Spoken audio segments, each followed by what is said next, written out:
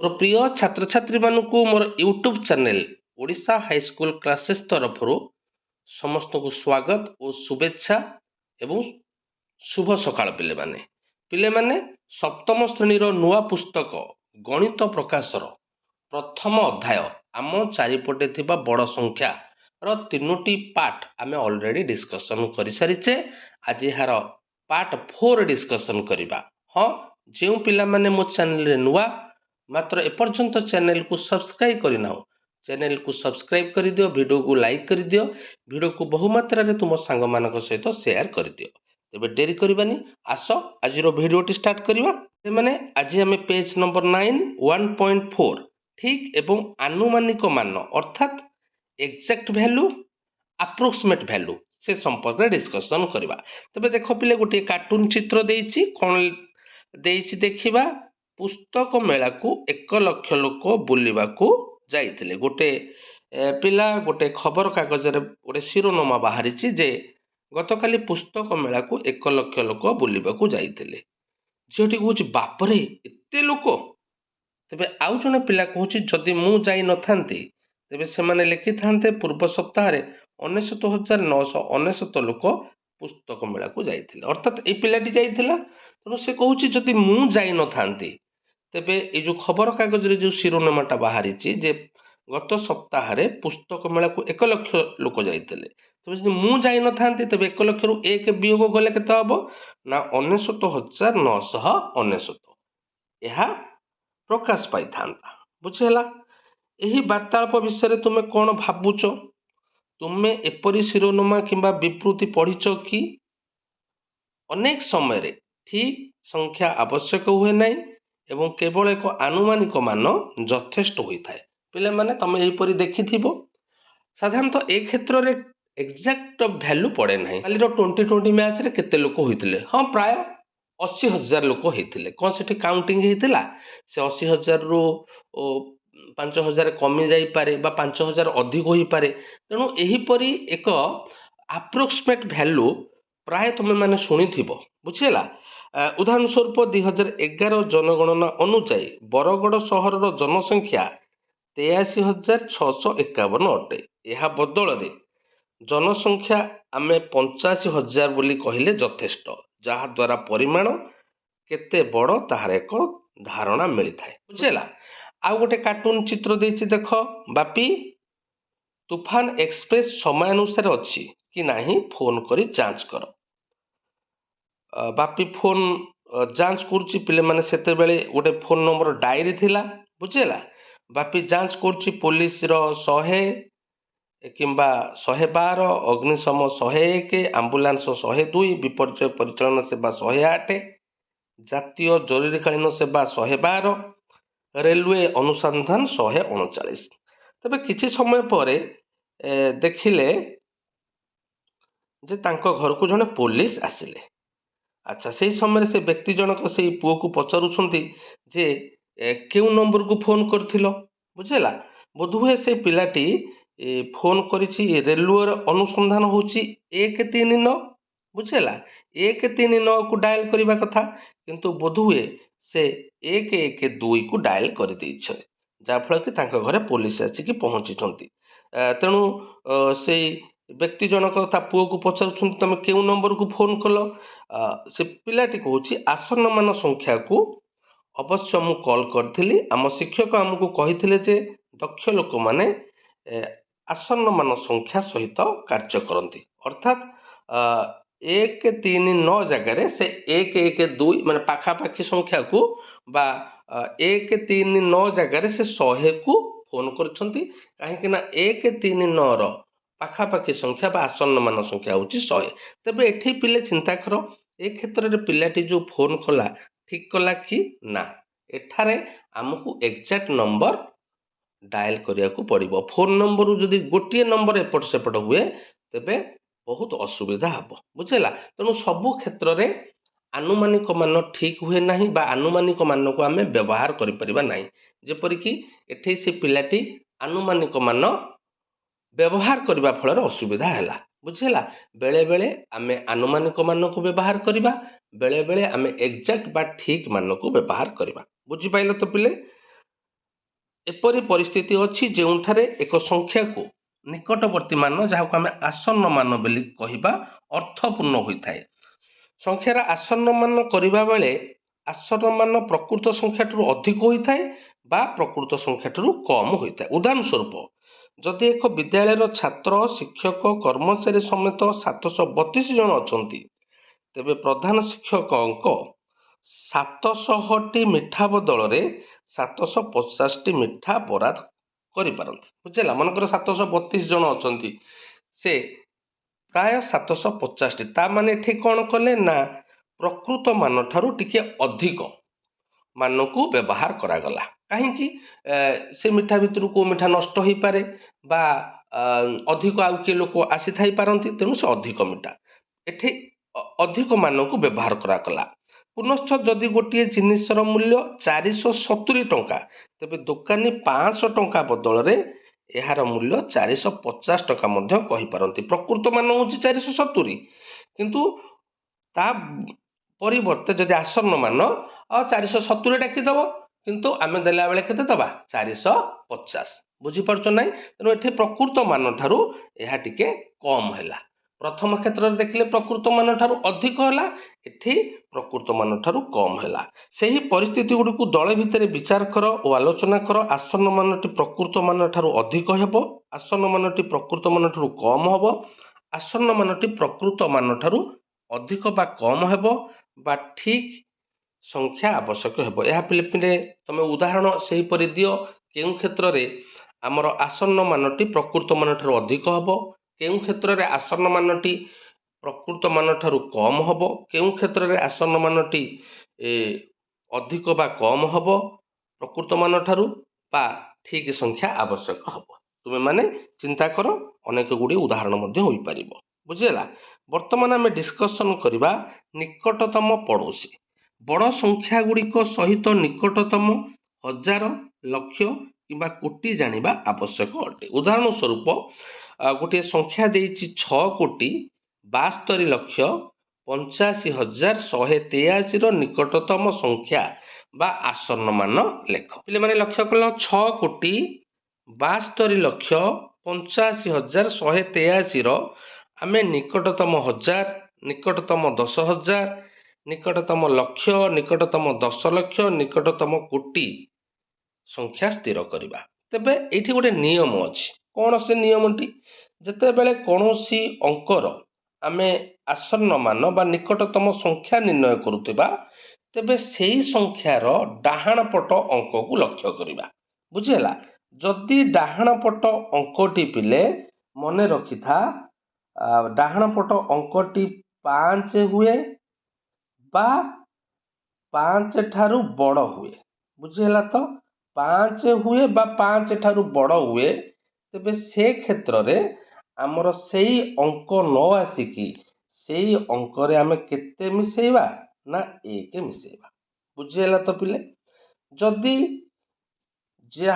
ଯେଉଁ ଅଙ୍କର ଆମେ ଆସନ୍ନ ମାନ ବା ନିକଟତମ ସଂଖ୍ୟା ନିର୍ଣ୍ଣୟ କରୁଥିବା ତେବେ ସେଠାରେ ଯଦି ସେହି ଅଙ୍କଟି 5 ଠାରୁ କମେ, ବୁଝିହେଲା, 5 ଠାରୁ କମେ, ତାର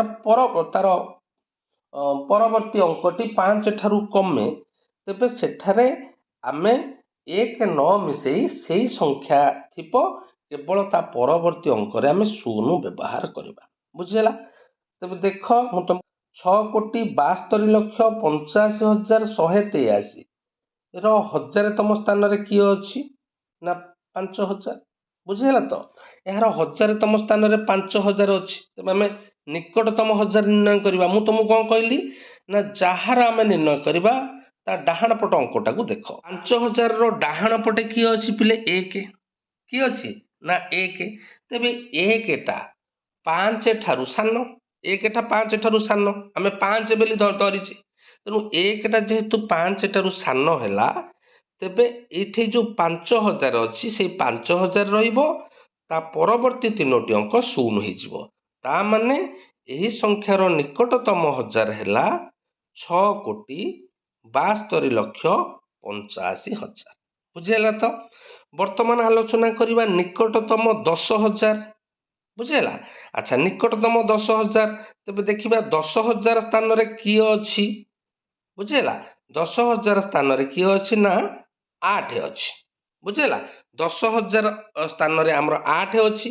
ତେବେ 8ର ପରବର୍ତ୍ତୀ ଅଙ୍କଟି କିଏ ବା 8ର ଡାହାଣ ପଟେ କିଏ ଅଛି ନା 5। ମୁଁ ଏନୁ କହିଥିଲି କ'ଣ ସେଇ ଅଙ୍କଟି 5 କିମ୍ବା 5 ଠାରୁ ବଡ଼ ହେଇଥିଲେ ଆମର ସେ 8ରେ 1 ଯୋଗ କରିଦେବା। ତେଣୁ 8ରେ 1 ଯୋଗ କରିଦେଲେ ହେଲା 9। ତା ପରବର୍ତ୍ତୀ ଅଙ୍କ ଗୁଡ଼ା 0 ହେଇଯିବ। ତେଣୁ ଏଟା ହେଇଗଲା 6,72,90,000। ବୁଝିହେଲା ତ ନିକଟତମ 10,000 ସଂଖ୍ୟା। ବର୍ତ୍ତମାନ ନିକଟତମ ଲକ୍ଷ୍ୟ।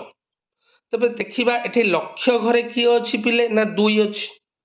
ଆଚ୍ଛା 2ର ଡାହାଣ ପଟ ଅଙ୍କଟି କେତେ ଅଛି ନା 8। ତେବେ 8ଟା 5 ଠାରୁ ଅଧିକ, ତା ମାନେ ଏଇ 2ଟା କ'ଣ ହେଇଯିବ 3 ହେଇଯିବ। ତେଣୁ 3 ହେଇଗଲା ପରେ ଆଉ ବାକି ତା ପରବର୍ତ୍ତୀ 5ଟି ଅଙ୍କ 0 ହବ। ତା ମାନେ ଏଇଟା ହେଇଗଲା 6,73,00,000 ନିକଟତମ ଲକ୍ଷ୍ୟ। ତାପରେ ନିକଟତମ 10 ଲକ୍ଷ। ତେବେ 10 ଲକ୍ଷ ସ୍ଥାନରେ କିଏ ଅଛି ପିଲେ ନା 7। ତେବେ 7ର ଡାହାଣ ପଟ ଅଙ୍କଟି କିଏ ଅଛି ନା 2। ତେବେ 2ଟା 5 ଠାରୁ ସାନ, ତା ମାନେ ଏଠି 7ଟା ଆଉ 8 ହବ ନାହିଁ। କ'ଣ ହବ ନା କେବଳ 7 ପରେ ଯୋଉ ଆମର 6ଟି ଅଙ୍କ ଅଛି ସେଠି 0 ଦେଇଦେବା। ତା ମାନେ ଏଟା ହେଇଗଲା 6,70,00,000। ବୁଝିହେଲା ତ। ନିକଟତମ କୋଟି ପିଲେ କୋଟି ସ୍ଥାନରେ କିଏ ଅଛି ନା 6। ତେବେ 6ର ଡାହାଣ ପଟ ଅଙ୍କଟି କିଏ ଅଛି ନା 7। ତେବେ 7ଟା 5 ଠାରୁ ଅଧିକ। ବୁଝିହେଲା। ତେଣୁ ଏଠାରେ 6ରେ 1 ମିଶେଇ ଦେବା 7 ଏବଂ ଡାହାଣ ପଟେ ସବୁ 0 ଦେଇଦେବା। ତେଣୁ ଏହାର ନିକଟତମ ସଂଖ୍ୟା ହେଲା 7 କୋଟି। ବୁଝିହେଲା ତ। ତେଣୁ ତମେ ମାନେ ଲକ୍ଷ୍ୟ କରିବ ଯେଉଁ ଅଙ୍କର ଆମେ ନିକଟବର୍ତ୍ତୀ ନିର୍ଣ୍ଣୟ କରୁଥିବା ନିକଟବର୍ତ୍ତୀ ସଂଖ୍ୟା ସେଇ ଅଙ୍କର ଡାହାଣ ପଟ ଅଙ୍କକୁ ଲକ୍ଷ୍ୟ କରିବ। ତାହା ଯଦି 5 ବା 5 ଠାରୁ ଅଧିକ ଅଛି ତେବେ ସେଇ ଅଙ୍କରେ 1 ମିଶେଇକି ଡାହାଣ ପଟେ 0 ଦେଇଦେବ। ଯଦି 5ରୁ କମ୍ ଅଛି ତେବେ କେବଳ ସେଇ ଅଙ୍କ ରହିବ, ଡାହାଣ ପଟେ କେବଳ 0 ଦେଇଦେବା।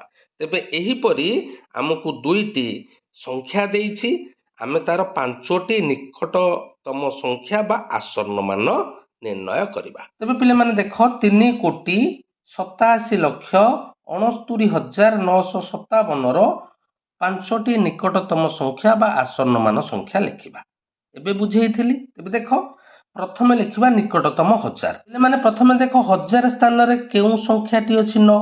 ମୁଁ କ'ଣ କହିଥିଲି ନା ଯେଉଁ ସ୍ଥାନର ଆମେ ନିକଟତମ ସଂଖ୍ୟା ଲେଖୁଥିବା ତାର ଡାହାଣ ପଟ ଅଙ୍କଟି ଦେଖିବ। ଡାହାଣ ପଟ ଅଙ୍କଟି କିଏ ଅଛି ନା 9। ତେବେ 9ଟା କ'ଣ ନା 5ରୁ ବଡ଼।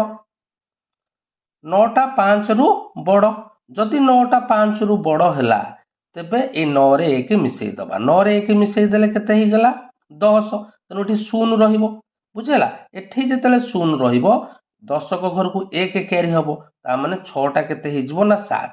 ବୁଝିହେଲା ତ। ତେଣୁ ନିକଟତମ 1000 ସଂଖ୍ୟାଟି ହବ 3,87,70,000 ଏବଂ ପରବର୍ତ୍ତୀ ଅଙ୍କ ଗୁଡ଼ାକ 0 ଦେଇଦେବା। ବୁଝିହେଲା। 3,87,70,000। ବୁଝିହେଲା ତ ପିଲେ। ତାପରେ ନିକଟତମ 10,000। ତେବେ 10,000 ସ୍ଥାନରେ କିଏ ଅଛି ପିଲେ ନା 6। ଭଲସେ ବୁଝ। 6ର ଡାହାଣ ପଟେ କିଏ ଅଛି 9। ଏହା ମଧ୍ୟ 5ରୁ ଅଧିକ। ବୁଝିପାରିଲ। ଯଦି 5ରୁ ଅଧିକ ହେଲା ତେବେ ଏଇ 6ରେ 1 ମିଶେଇ ଦେବା, ଏଇଟା 7 ହେଇଯିବ ଏବଂ ପରବର୍ତ୍ତୀ ଅଙ୍କ ଗୁଡ଼ିକ 0 ହବ। ବୁଝିହେଲା। ଏଇଟା ମଧ୍ୟ ସେଇ 3,87,70,000। ବୁଝିହେଲା। ନିକଟତମ 10,000। ଏହାର ନିକଟତମ 1000 ଯେତିକି ହେଲା ନିକଟତମ 10,000 ସେତିକି ହେଲା। ତାପରେ ନିକଟତମ ଲକ୍ଷ୍ୟ। ପିଲାମାନେ ଲକ୍ଷ୍ୟ କର ଏଠି ଲକ୍ଷ୍ୟ ସ୍ଥାନରେ କିଏ ଅଛି ନା 7। ବୁଝିହେଲା। ଆଚ୍ଛା ତାର ଡାହାଣ ପଟ ଅଙ୍କଟି କିଏ ଅଛି ନା 6। ଏଇ 6ଟି 5 ଠାରୁ ଅଧିକ। ବୁଝିହେଲା। ଆମେ ତ 5 ସଂଖ୍ୟାକୁ ନେଇଥିଲେ ନା। 5 ଠାରୁ ଅଧିକ ହେଲେ ବା 5 ହେଲେ ତେବେ ସେଇ ଅଙ୍କରେ 1 ମିଶିବ। ଯଦି 5 ଠାରୁ କମିଲା ତେବେ ଆଉ 1 ମିଶିବ ନାହିଁ। ବୁଝିହେଲା ତ। ତେଣୁ 6ଟା 5 ଠାରୁ ଅଧିକ, ତେଣୁ 7ରେ 1 ମିଶିଲେ କେତେ ହେଲା ନା 8। ଏଠି 8 ହେଇଯିବ, ତା ପରବର୍ତ୍ତୀ ସବୁ 0 ହେଇଯିବ। ତା ମାନେ ଏଇଟା ହେଇଯିବ 3 କୋଟି 88 ଲକ୍ଷ ଆଉ ବାକି ସବୁ ଶୂନ ଦେଇଦବ। ବୁଝିହେଲା ତ ପିଲେ? 3 କୋଟି 88 ଲକ୍ଷ। ବର୍ତ୍ତମାନ ଯିବା ନିକଟତମ 10 ଲକ୍ଷ। 10 ଲକ୍ଷ ସ୍ଥାନରେ କିଏ ଅଛି ପିଲେ? ନା 8। ଯଦି 10 ଲକ୍ଷ ସ୍ଥାନରେ 8 ରହିଲା, ତା ପରବର୍ତ୍ତୀ ଅଙ୍କଟି କିଏ ଅଛି? ନା 7। ତେଣୁ 7ଟା 5 ଠାରୁ ଅଧିକ, ତା ମାନେ 8ରେ 1 ମିଶିବ। 8ରେ 1 ମିଶିଲେ ହେଇଗଲା 9, ତା ପରବର୍ତ୍ତୀ ଶୂନ ଦେଇଦବା। ତେଣୁ ଏଇଟା ହେଇଗଲା 3 କୋଟି 90 ଲକ୍ଷ। 3 କୋଟି 90 ଲକ୍ଷ। ବୁଝିହେଲା ତ? ବର୍ତ୍ତମାନ ନିକଟତମ କୋଟି। ଆଚ୍ଛା, କୋଟି ସ୍ଥାନରେ ଅଛି 3। ବୁଝିହେଲା? ତା ଡାହାଣ ପଟ ଅଙ୍କଟି କିଏ ଅଛି ପିଲେ? ନା 8। ତେଣୁ 8ଟା 5ରୁ ଅଧିକ।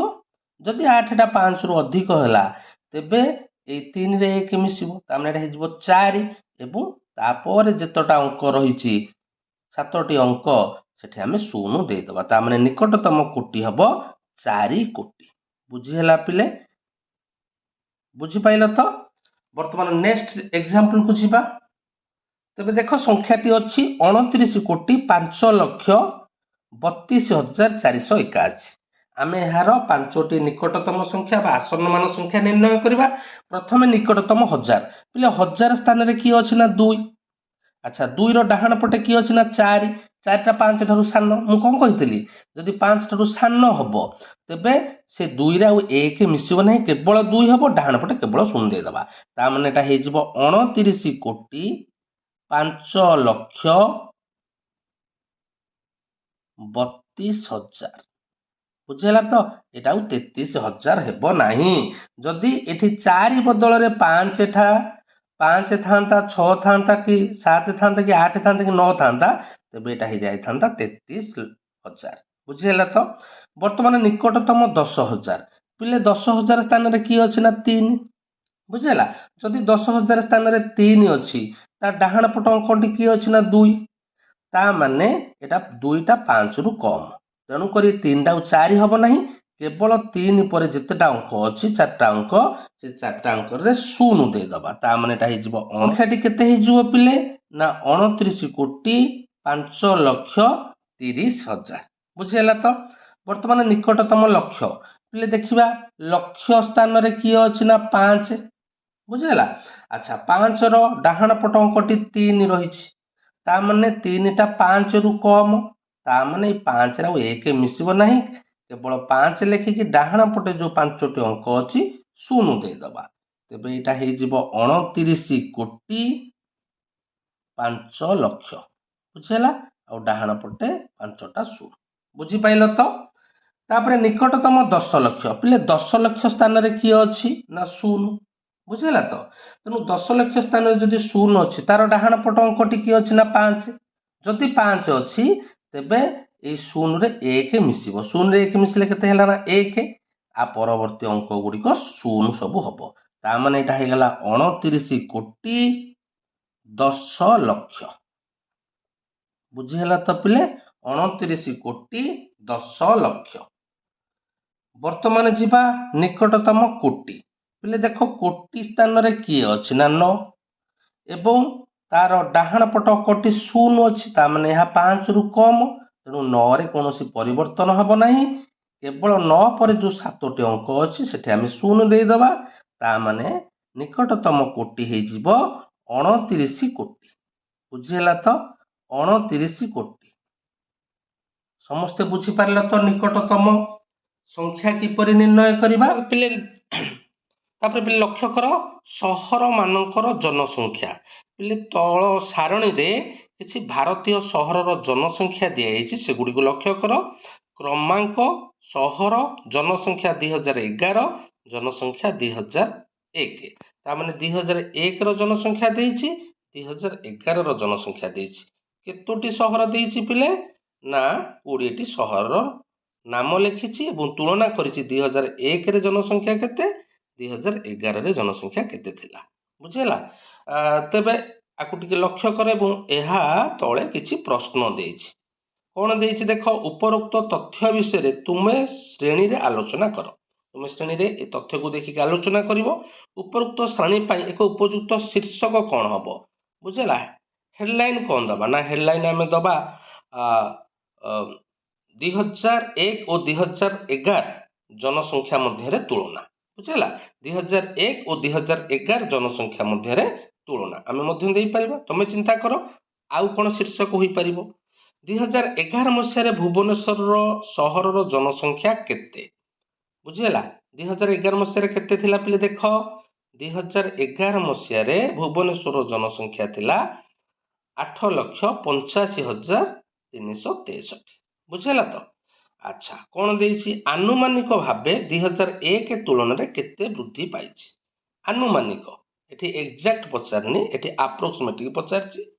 ତେବେ 2001ରେ ଥିଲା 6,58,220, 2011ରେ ହେଲା 8,85,363। ତେଣୁ ଯଦି ଆପ୍ରୋକ୍ସିମେଟଲି ଆମେ କହିବା ଏଇଟା 8 ଲକ୍ଷ, ଏଇଟା 6 ଲକ୍ଷ, ତେବେ କେତେ ବୃଦ୍ଧି ପାଇଛି? ନା 2 ଲକ୍ଷ। 2001 ତୁଳନାରେ 2011ର ଜନସଂଖ୍ୟା 2 ଲକ୍ଷ ବୃଦ୍ଧି ପାଇଛି। ବୁଝିହେଲା। ପରବର୍ତ୍ତୀ ପ୍ରଶ୍ନ ଦେଖିବା, 2001 ଓ 2011 ମଧ୍ୟରେ କେଉଁ ସହରର ଜନସଂଖ୍ୟା ସର୍ବାଧିକ ବୃଦ୍ଧି ପାଇଛି? ତେଣୁ ତୁମେ ଆପ୍ରୋକ୍ସିମେଟଲି ଦେଖ କେଉଁ ସହରର ଜନସଂଖ୍ୟା 2001 ତୁଳନାରେ 2011ରେ ସର୍ବାଧିକ ବୃଦ୍ଧି ପାଇଛି। ବୁଝିହେଲା। ତମେ ଯଦି ତୁଳନା କରିବ ତେବେ ଦେଖିବ ପିଲେ ଏଇଠି ଗୋଟେ ରହିଛି ବେଙ୍ଗାଲୁରୁ। ବେଙ୍ଗାଲୁରୁରେ ଯେତେବେଳେ 2001ରେ ଜନସଂଖ୍ୟା ଥିଲା 43,01,326, 2011ରେ ଜନସଂଖ୍ୟା ହେଲା 84,25,970। ତାମାନେ ପାଖାପାଖି 2 ଗୁଣ ବୃଦ୍ଧି ହେଇଛି। କିନ୍ତୁ ଅନ୍ୟ କ୍ଷେତ୍ରରେ ଦେଖ, ଅନ୍ୟ ସହରର ଯଦି ତୁଳନା କରିବ ଏତେ ବୃଦ୍ଧି ହୋଇନାହିଁ। ତେଣୁ ଏଠି ଉତ୍ତର ହେବ ବେଙ୍ଗାଲୁରୁ। ବୁଝିହେଲା। ବେଙ୍ଗାଲୁରୁରେ ଏହି ଜନସଂଖ୍ୟାର ବୃଦ୍ଧି ଅଧିକ ହୋଇଛି। କେଉଁ କେଉଁ ସହରର ଜନସଂଖ୍ୟା 2001 ତୁଳନାରେ ପ୍ରାୟ 2 ଗୁଣ? ତେଣୁ ଆମେ ଦେଖିଲେ ବେଙ୍ଗାଲୁରୁ। ବୁଝିଲା, ବେଙ୍ଗାଲୁରୁର ଜନସଂଖ୍ୟା 2001 ତୁଳନାରେ 2 ଗୁଣ ହେଉଛି। ପରବର୍ତ୍ତୀ ପ୍ରଶ୍ନ, ଭୁବନେଶ୍ୱରର ଜନସଂଖ୍ୟାକୁ କେଉଁ ସଂଖ୍ୟା ଦ୍ୱାରା ଗୁଣନ କଲେ ମୁମ୍ବାଇ ସହରର ଜନସଂଖ୍ୟା ପାଖାପାଖି ହେବ? ତେବେ ଭୁବନେଶ୍ୱରର ଜନସଂଖ୍ୟାକୁ କେଉଁ ମସିହା କଥା କହିଛି? ଭୁବନେଶ୍ୱର ଜନସଂଖ୍ୟା କେଉଁ ସଂଖ୍ୟା ଦ୍ୱାରା, କେଉଁ ମସିହା କଥା କହିନି। ତେଣୁ ଆମେ 2011କୁ ତୁଳନା କରିବା। 2011ରେ ଦେଇଛି 8,85,363 ଭୁବନେଶ୍ୱରର, ଏବଂ ମୁମ୍ବାଇର ଦେଇଛି 1,24,42,363। ତେଣୁ ଏଇଟା 8 ଲକ୍ଷ ଦେଲା ଭୁବନେଶ୍ୱରର, ମୁମ୍ବାଇରେ ଦେଲା 1,24,00,000। ବୁଝିହେଲା। ଯଦି ଆମେ ଆନୁମାନିକ ହିସାବ କରିବା ତେବେ 15 ଅଷ୍ଟନା ହେଲା 120। ବୁଝିହେଲା। ତେଣୁ 8 ଲକ୍ଷକୁ ଯଦି ଆମେ 15ରେ ପ୍ରଡକ୍ଟ କରିବା ତେବେ ଆମେ ପାଇବା 1,20,00,000। ତେଣୁ ଏଇଟା ଆପ୍ରୋକ୍ସିମେଟଲି।